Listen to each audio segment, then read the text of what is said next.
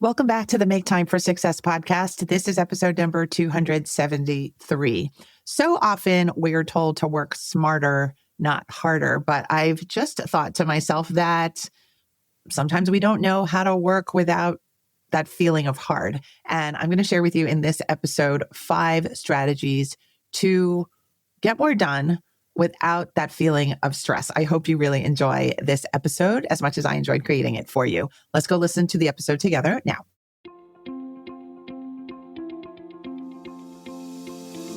Hi, I'm Dr. Christine Lee, and I'm a psychologist and a procrastination coach. I've helped thousands of people move past procrastination and overwhelm so they could begin working to their potential. In this podcast, you're going to learn powerful strategies for getting your mind, body, and energy to work together so that you can focus on what's really important and accomplish the goals you want to achieve. When you start living within your full power, you're going to see how being productive can be easy and how you can create success on demand. Welcome to the Make Time for Success podcast. Hello, my friends. I am so glad to be here with you today. I would like to share with you a few thoughts about how to increase your productivity without increasing your stress level. You know that is my vibe. I'm about doing more and feeling more yourself without stress. Actually, part of the way to do that is actually to say that stress is no longer welcome. It's not an assumed part of your daily life, and it's actually something to be avoided. And I think so often we attach productivity with increased stress, and that seems to put an upper limit on our productivity. And I just want to blow that away. I just want you to completely change your mindset, your attitude, your belief systems about productivity if that happens to be the way that you've been thinking. We're going to change the mindset from everything is difficult, hard, and draining to the mindset of everything is happening for me. I can do this. This is going to be simple, strategic, and successful. And as you can hear just from my comparison of the two different mindsets, we want to side with the latter one. We want to side with the part of us that already knows we're going to get through this, that already knows that we're going to enjoy feeling successful and accomplished and done with the project. And we already know that there's a better way through. So let's go through the thoughts that I have for you today about increasing your productivity without increasing your stress. The first strategy that I'm going to share with you is that you want to learn how to resist your resistance. I'm going to say that again. Learn how to resist your resistance. I was listening to my coach's podcast. His name is James Wedmore, and his podcast is Mind Your Business. And in his most recent episode, he spoke about something called Kitlin's Law. It's KITLIN apostrophe S law, Kitlin's Law. And that law states that when you write down your goals, you essentially increase the chances that you're going to make it through that goal. The habit of writing something down basically helps you to get clearer about what you're struggling with, and then it eases your way through to the end. So I'm going to suggest that you use that today. Whatever big project you have, whatever big sense of your need for procrastinating on something today, write it down. First, write your goal. What is the end result that you want to see? Why is this important to you? That alone should help to kind of free up your energy to say, oh, that really is important. Oh, I am really clear about where I'm going. If that doesn't help you to feel better about moving forward, I want you to write down another thing. I want you to write down, what is your resistance? What is blocking you from moving forward? Is it a self-esteem issue? Is it a scheduling issue? Is it an anxiety issue? Is it you need more information type of issue? Is it that it's nothing in particular, but you didn't eat lunch and you feel hungry kind of issue? Whatever it is, write the resistance down. So again, you have more clarity and you have more ownership of what is going on so that you can move through it. And the last thing I would love for you to write down is what will be your next action step. Simple as day, write anything that comes to mind. Oftentimes your first thought is your best thought, and make it small, but specific and doable. So those are the ideas. The first thing is you're going to write down your goal. What are you intending to do? The second thing is you're going to write down what your resistance is and what it looks like and how it's affecting you. And third, you're going to write down what you're going to take as an action step. What are you going to do despite your resistance, in spite of your resistance? And then you will have blown through your resistance. You will have resisted your resistance. When you think about it, all resistance is a block to your productivity. So you just want to sweep it away. The faster, the better. No big deal. You're just going to say that was no big deal to get through this resistance. I'm on my way again. So enjoy that process of resisting your resistance. I love pen and paper for all things, including goal accomplishment. So get on that train if you haven't been on that train with me in the past. The second strategy that I have for you is to start getting away from thinking that your time is a constraint on your ability to act. I will explain. Oftentimes we forget that things are just going to get done, and we worry about how they're not going to get done. And I myself have done this for, I would say, years at a time in my life. And of course, I've coached hundreds, if not thousands of people away from this kind of thinking. When we think we don't have enough time, we're just dribbling away our time, the time that we could be using for strategizing, for problem solving, for writing, for creating, for getting the answers to what we need, for putting the next step forward. So whenever you find yourself worrying about how little time you have, I want you to convert that into something that is productive, because thinking about time is pretty much never productive because all we have is time. How are you using the time that you actually have? Write down some thoughts about that. That will be productive. Thinking about how little time you have is not productive.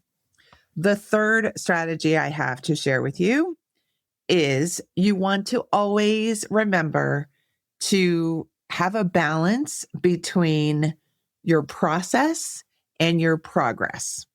Again, you want to have a balance between your process and your progress.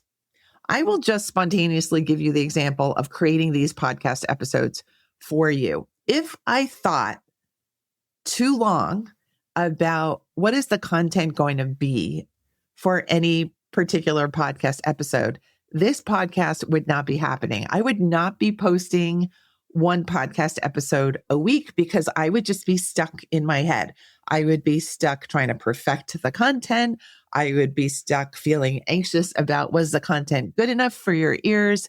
And it just would not be a happy process. So what I've been able to do over the past 6 years of this podcast is to decide I have a simple process. I'm going to get a kernel of a thought of an idea to start with. I'm going to fill out that kernel of a thought of an idea with maybe 5 or 6 supplemental thoughts, things to back up that kernel idea. And then I'm going to press record and I'm going to go. But that pressing record and going with delivering and recording this podcast is the progress. The process is thinking about what the kernel is, what the supplemental thoughts are. But the real progress starts when I press record. This podcast does not happen without my taking action, without my pressing that button that sometimes seems scary, but most of the times is not. And these two components go together. When we overload ourselves with process, we just are overloaded. We're doing a lot of efforting, but we're not enjoying the results. Every time I press the record button here, I open the door to my feeling joyful, to my feeling like, oh, I'm done for the week, to my feeling like, oh, I've shared what I know with my audience, to feeling like, oh, I've crossed this task off my own to-do list. I've kept my word to myself that I'm going to do a podcast episode every week. So enjoy your process of thinking how beautiful your work is going to be, but then press the button. Do whatever you need to do. If it's pressing a button, for many of you, it will be press publish, press record, press send, whatever it is for you, get into action so that you're always in balance. So you're never feeling like you need to run and hide from your own work. So you never feel like procrastination is the smart idea for you, because it basically never is. The fourth strategy I have for you is to know that you can heal your self-doubt through productivity. Productivity and getting things done is a wonderful way to just prove to yourself over and over again that you are capable of new things, that you are capable of growth, that you are capable of handling challenges, that you are capable of learning new things that you didn't think you were capable of before. So if you're ever stuck, in quotes, stuck, choosing between delaying and procrastinating and staying the same and growing and learning and doing something slightly different from your old routine, I'm going to ask that you choose the latter. Choose the part of you that is oriented towards expanding and having fun and growing, because each time you do that, your self-doubt heals a little bit more. And I think that's wonderful. I think that's part of growing up. It's part of aging. It's part of being human, to know what we're made of, both the failures and the successful parts. They're both parts of us. So we really don't need to hide that part of us that is so afraid of failure, that is so afraid that we're not good enough, because we really are. Let's just embrace the reality that you are good enough, that you are more than good enough. You're wonderful. So let's get rid of that self-doubt and open the road to more exploration and expansion and the real you, which is a very powerful, capable you.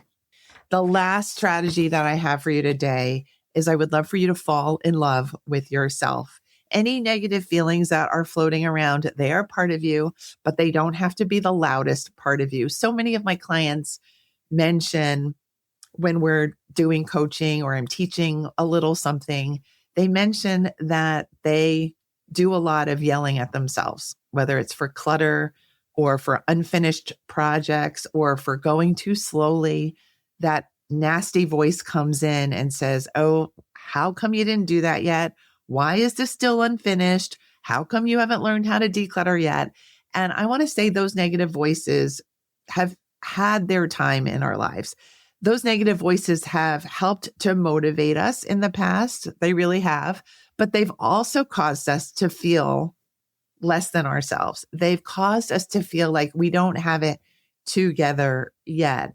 And I want to suggest that we're old enough, whatever age you are right now listening to this episode, we're old enough to say goodbye. Goodbye to that negative voice. Goodbye to feeling badly at every turn. It's just too much of a time waste. It's too much negativity. It's too much unreality, because our reality is we are good enough.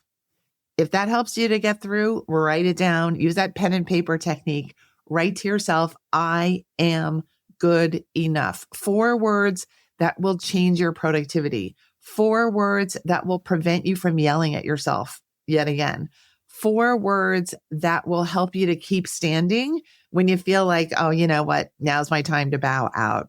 And I think we need those 4 words, and we need to teach our loved ones those 4 words too, because why wouldn't we want to feel good enough? It really helps with productivity, and it really helps to keep the stress away.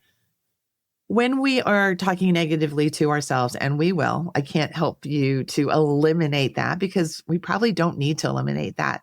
But if the negative voice starts to chirp again, just take that as a cue about what is going on rather than some sort of instruction that you need to go hide and be less than again, because you're not needing to hide and you're not less than anything or anyone or anybody.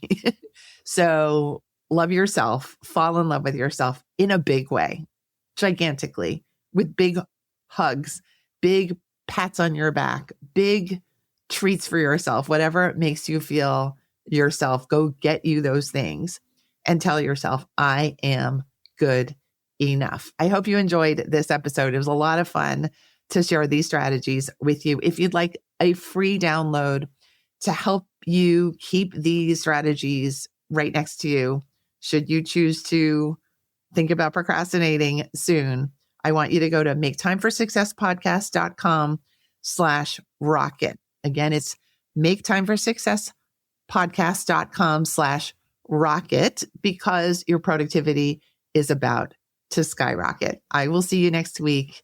Same place, same time, Thursdays on the Make Time for Success podcast. Have a wonderful week. Bye.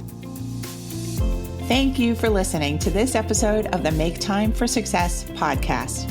If you enjoyed what you heard, you can subscribe to make sure you get notified of upcoming episodes. You can also visit our website, maketimeforsuccesspodcast.com, for past episodes, show notes, and all the resources we mentioned on the show.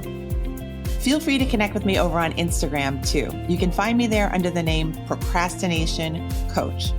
Send me a DM and let me know what your thoughts are about the episodes you've been listening to. And let me know any topics that you might like me to talk about on the show. I'd love to hear all about how you're making time for success. Talk to you soon.